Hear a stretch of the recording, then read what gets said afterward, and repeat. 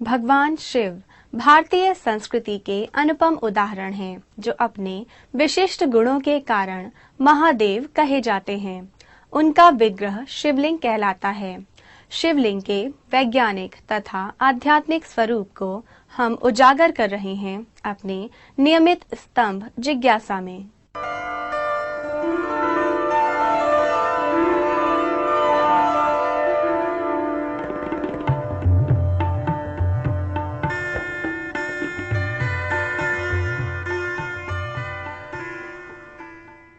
वस्तुतः शिव भगवान जो है ये मूल भगवान है, प्रजापति शिव कहा जाता है। इस शिव का स्वरूप ही बहुत दुर्धर्ष है। इसकी मूर्ति नहीं है, इसका रूप नहीं है, ये अज है, इसकी उत्पत्ति नहीं है, फिर भी है।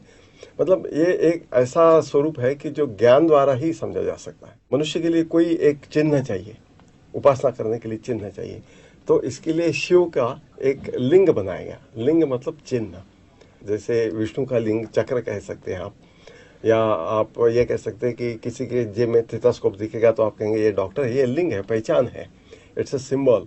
ये जो सिंबल बनाया है जिसको हम शिवलिंग कहते हैं, इसके पीछे एक बहुत बड़ा वैज्ञानिक तथ्य है, और उस तथ्य की पहचान अब खुल रही है जब हमारा विज्ञान प्रगति कर रहा है। क्योंकि विज्ञान की जो शोध निकल रहे हैं, जो नई नई जानकारियां प्राप्त हो रही है, तब से ऐसा लगता है कि अरे ये तो हमारे पास में सिंबॉलिक रूप में, चिन्ह के रूप में, लिंग के रूप में उपलब्ध है। हमारे शास्त्रों में कहा गया था कि मनुष्य का एक वर्ष यह एक दिन के समान है, देव दिन, देवताओं का एक दिन। देवताओं के 12 वर्ष यानी एक कल्प होता है, 4 कल्पों का एक युग होता है, 4 युगों का एक चतुर्युग होता है, और ऐसे चतुर्युग जब कई हो जाते हैं तो ब्रह्मा का एक दिन होता है। और ब्रह्मा का एक दिन और ब्रह्मा की एक रात मिला के आदमी के रूप में हमारी जो काल गणना है वो है 3456 करोड़ साल। ये काल गणना उन्होंने निश्चित की है। उन्होंने कहा कि इतने साल के बाद ही ये बिग बैंग थ्योरी होती है, और उन्होंने ये कहा था कि उस वक्त ये आकाश से एक बड़ा प्रचंड आग का गोला विस्फोटित हुआ। उसमें कहा कि एक ज्योति स्वरूप परमेश्वर प्रकट हुआ।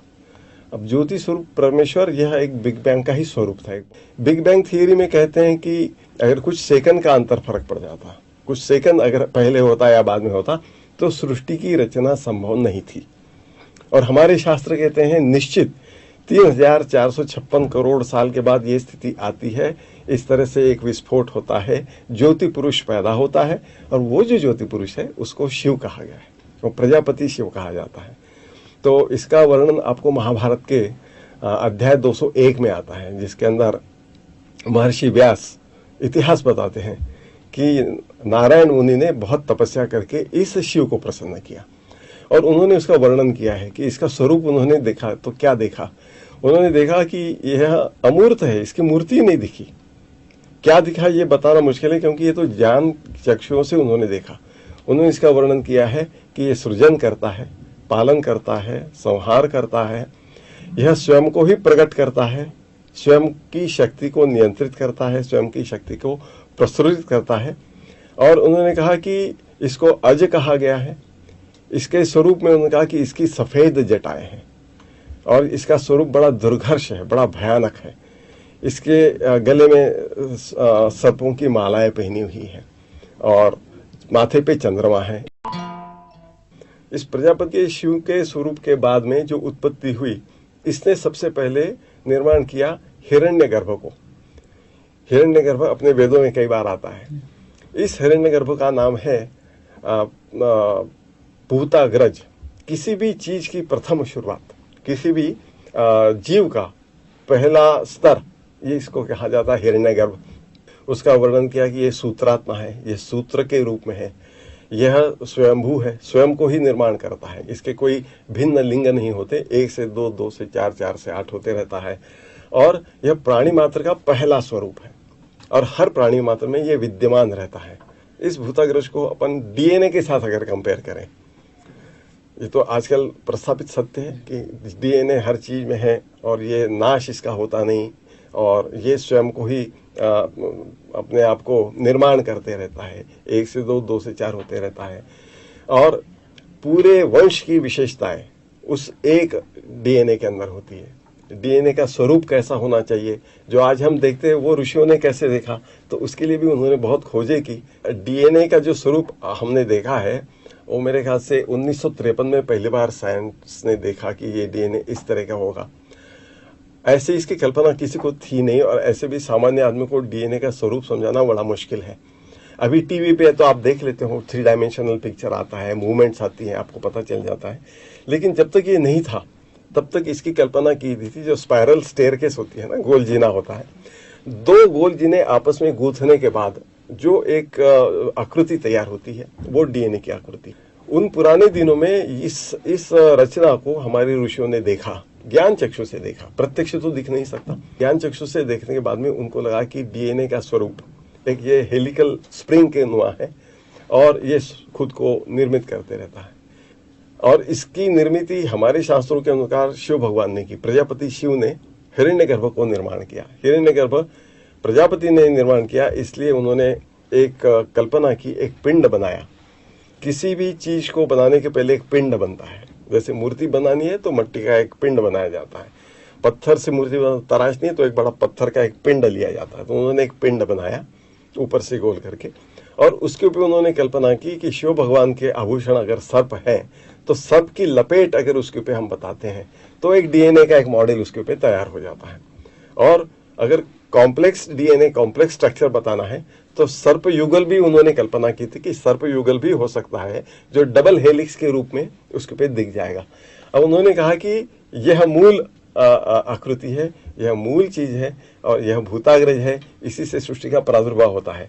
शास्त्रों ने अपनी तरह से इसका बखान किया, लेकिन जो आज हमारे विज्ञान कहता है वो भी ये कहता है कि ये जो डीएनए है ये एक धागे के समान होता है। इतना सूक्ष्म है कि वो तो आंख से तो दिखना असंभव है। धागे के समान होता है, एक से दूसरा उत्पन्न होते रहता है, दूसरे से तीसरा, तीसरे से चौथा, ये बढ़ते रहता है, ये नष्ट नहीं होता। चीज नष्ट हो जाएगी लेकिन उसका डीएनए कहीं न किसी रूप में कायम रहता है। अक्षर है, इसका कभी क्षरण नहीं होता। तो ये जितनी भी विशेषताएं उन्होंने कही है डीएनए के लिए, वो डीएनए की विशेषताएं हमारे शास्त्रों में हिरण्यगर्भ के लिए या भूताग्रज के लिए की थी। तो इस पर से ऐसे लगता है कि जो हमारी शिवलिंग है ये मात्र एक चिन्ह नहीं है, इसके पीछे कुछ ऋषियों की सोच है, कुछ वो एक समाज को या सामान्य लोगों को कुछ एक संदेश देना चाहते हैं कि इस तरह से भूत सृष्टि है, इसका सूक्ष्मतम स्वरूप आप इस रूप में देख सकते हैं। शिवलिंग जो है ये एटॉमिक स्ट्रक्चर को रिप्रेजेंट करता है, इसलिए कि जो उन्होंने पिंड बनाया इसकी कल्पना ऐसी करी है उन्होंने कि उसके अंदर एक हरि है और हर है। हरि मतलब हम जिसको विष्णु कहते हैं, हर यानी शिव भगवान है। तो हरि और हर उस पिंड के अंदर विद्यमान है। और जो जलहरी है, जलहरी के ऊपर 3 धाराएं होती हैं। 3 ही क्यों होती है? क्योंकि 3 संस्कृत में अनेक वचन के लिए 3 रिप्रेजेंट होता है, एक वचन, द्विवचन और बहुवचन। मतलब 3 या 3 से ज्यादा हो तो उसको बहुवचन बताने के लिए वो 3 रेखाएं हैं कि ये बहु है। ये स्ट्रक्चर हमारा एटॉमिक स्ट्रक्चर है। जैसे एक प्रोटॉन है, न्यूट्रॉन है और उसके अगल बगल घूमने वाला, बहुत तेजी से घूमने वाला इलेक्ट्रॉन है। तो आप कल्पना करिए जो हमारे ऋषियों ने कल्पना की कि इस पिंड के अंदर हरि है, हर है और ब्रह्मा है जो जलहरी के रूप में इनके अगल बगल घूमते रहता है। हरि के साथ ब्रह्मा का सूत्र बंधा हुआ है, नाभि से सूत्र बंधा हुआ है, दूर नहीं जा सकता। और सृष्टि की रचना करने के बाद उसके पालनकर्ता के स्वरूप में वो हरि के साथ में जुड़ा हुआ रहता है। हर जो है उदासीन है, अपनी जगह बैठा है, हिमालय पे बैठा है, अपने ध्यान में लीन है और वो कभी आवश्यकता पड़ने पे संहारक स्वरूप कर सकता है। किसी भी चीज का प्रादुर्भाव प्रोटॉन और इलेक्ट्रॉन मिलकर करते हैं। इसमें भी इलेक्ट्रॉन का ज्यादा हाथ होता है। इलेक्ट्रॉन की संख्या कम होना या ज्यादा होना वस्तुमान को बदलते रहता है। तो ब्रह्मा का काम वही है, सृष्टि की रचना करना। प्रोटॉन के साथ मिलके वो उसका पालन करता है। हर जो है वो ध्यानस्थ बैठा हुआ है, उसके अंदर उसकी शक्ति है। तो न्यूक्लियस में न्यूट्रॉन जो ध्यानस्थ बैठा है, जो हर का स्वरूप है, उसके न्यूक्लियस में बहुत ज्यादा शक्ति है, जो एटॉमिक फ्यूजन कहते हैं, एटॉमिक एनर्जी कहते हैं। इस न्यूट्रॉन के न्यूक्लियस को ब्रेक करने के बाद ही आती है। तो उसकी कल्पना भी हमारे ऋषियों ने ऐसी करी है कि शिव के अंदर शक्ति तत्व है। जब तक शिव ध्यानस्थ है शक्ति तत्व भी उसके अंदर समाया हुआ है, शांत बैठा हुआ है। जब आप शिव को जागृत करते हो, क्रोधित करते हो, न्यूक्लियस आप तोड़ते हो, ब्रेक करते हो, तो जो शक्ति, जो रुद्राणी प्रकट होती है, जो दुर्गा प्रकट होती है, शिव की शक्ति प्रकट संहार करती है, तो वो एटॉमिक एनर्जी का स्वरूप है। शिव भगवान के साथ में जो रुद्र शक्ति है, जिसको हम रुद्राणी कहते हैं, वो शिव के अगल बगल रहती है। और महाभारत में तो वशिष्ठ ऋषि ने वर्णन किया है कि मैंने इस रुद्र को देखा था। जब मैंने इसको देखा था आकाश में, तो मेरी आंखें चकाचौंध हो गई थी। इस पुरुष को देखते हुए मैंने देखा कि इसके अगल बगल एक काली छाया नृत्य कर रही है, और काली छाया इतनी विराट थी कि उन्होंने वर्णन ये किया है कि मैं अपने मनोबल से भागा और उस काली छाया का पीछा, मतलब काली छाया कितनी बड़ी है देखने की कोशिश की। उनका कल्पांत तक मैं दौड़ता रहा, लेकिन इस काली छाया का मुझे शिखा और नीचे पैर का नाखून नहीं दिख सका। मतलब एक बहुत विराट शक्ति शिव के साथ में है और शिव के अगल बगल नृत्य करती है। अब ये कल्पना ऐसे कि जैसे इलेक्ट्रॉन इसके न्यूक्लियस के अंदर जो पार्टिकल्स इसके भौताल घूमते रहते हैं, वो भी थरथराते रहते हैं, परिभ्रमण करते रहते हैं, अपने आप गोल घूमते रहते हैं और परिक्रमा भी करते रहते हैं। नृत्य की तीनों भूमिकाएं यह इलेक्ट्रॉन करते रहता है। इसको जब हम विस्फोटित करते, शिव से शक्ति को अलग करते हैं, तब उसका संहारक स्वरूप प्रकट होता है। जैसे शंकर भगवान भी चाहें तो उस शक्ति को प्रकट कर सकते हैं। आप लोगों ने देखा कि अभी जो हमारे नए एटॉमिक रिएक्टर्स हैं, उनका स्वरूप भी एक पिंडी के स्वरूप में होता है, और इसके अंदर भी जो रेडियो एक्टिव पार्ट्स होते हैं, ये पानी के अंदर डुबा के रखे जाते हैं। इसके ऊपर पानी का सतत वर्षाव किया जाता है। हार्ड वाटर, सॉफ्ट वाटर की क्वालिटीज वहीं पे बनती हैं, और ये जो पानी होता है ये रेडियो एक्टिव होता है। तो शिव के पिंडी के ऊपर भी सतत धार या सतत अभिषेक की जो कल्पना है, वो ये है कि इसका जो तापमान है नियंत्रण में रहना चाहिए, नियंत्रित रहना चाहिए। अगर ये एटॉमिक स्ट्रक्चर है, इसके अंदर यह शक्ति अगर सुप्त रूप में है, जो कभी भी जागृत हो सकती है, इसका तापमान कंट्रोल में रहे, ये नियंत्रण में रहे, इसके स्वरूप में जैसे एटॉमिक रिएक्टर में पानी का उपयोग होता है, वैसा ही उपयोग शिवपिंडी के ऊपर अभिषेक के रूप में किया जाता है। और ये जो पानी जब जलहरी में बह के बाहर आता है, तो आपको याद होगा कि शिवलिंग के ऊपर जो अभिषेक किया जाता है, उस पानी का तीर्थ के रूप में प्राशन करने के लिए मनाही करी है। कारण यही है कि रेडियो एक्टिव पानी का प्रयोग नहीं किया जा सकता। जलहरी से जो पानी बहकर बाहर निकलता है तीर्थ के रूप में, परिक्रमा भी शिव की पूरी नहीं की जा सकती, कि शिव इतना विराट समझा जाता है। इतने विराट स्वरूपी परिक्रमा मनुष्य मात्र कर नहीं सकता। ये हमारी लिमिटेशन है, ये हमारी सीमाएं हैं, इन सीमाओं के अंदर ही हमको रहना है। तो ये जो है, ये सूक्ष्म से सूक्ष्म रूप में भी आप पिंडी के अंदर देख सकते हैं। और सबसे विराट, महान से महान आप जो गैलेक्सीज हैं, जो नेबुले हैं, इनका चित्र आप देखेंगे तो आपको वही दिखेगा कि जो शिवपिंडी का जो लिंग स्वरूप है, जिसको बाण भी कहा जाता है, शिव बाण कहा जाता है, और जलहरी है उसको शालुंका भी कहा जाता है, तो उसका प्रोपोर्शन होता है 10:1। और ये वास्तव में जो बाहर के फोटो लिए गए हैं, अंतरिक्ष के फोटो लिए गए हैं, उसके अंदर हूबहू शिवलिंग की प्रतिमा निकल के आती है, क्योंकि ये उसका स्वरूप है। शिव को भोले भगवान कहा जाता है, बड़े थोड़ी सी तपश्चर्या से प्रसन्न होने वाला है, और प्रसन्न होने के बाद में फिर वो औघड़दानी है, जो चाहे वो दे देता है। सामने बैठा हुआ असुर है कि सुर है, उसने जो मांगा सो दे दिया। लेकिन वो आपको सही मार्ग पे चलना ही आवश्यक है। अगर आप गलती से भी गलत मार्ग पे चलना शुरू कर दोगे, तो फिर शिव शक्ति ही अगर आपके ऊपर प्रसन्न नहीं हुई, तो फिर आपको बचाने वाला कोई नहीं हो पाएगा। शिव भगवान भोले तो हैं और प्रसन्न भी बड़े जल्दी होते हैं, लेकिन बहुत शक्तिमान है। उनकी शक्ति की कल्पना करके ही उनकी उपासना करनी चाहिए। और जिसके पास शक्ति होती है वो शक्ति दे भी सकता है, सबको शक्ति भी मिल सकती है। उसके स्वरूप को जानना जरूरी है। इस शिवलिंग की उपासना करने से 2 योग साध्य होते हैं, एक आत्मयोग और एक शास्त्र योग। आत्मयोग का मतलब है ब्रह्मा और जीव, इसके ऐक्य का अपरोक्ष ज्ञान।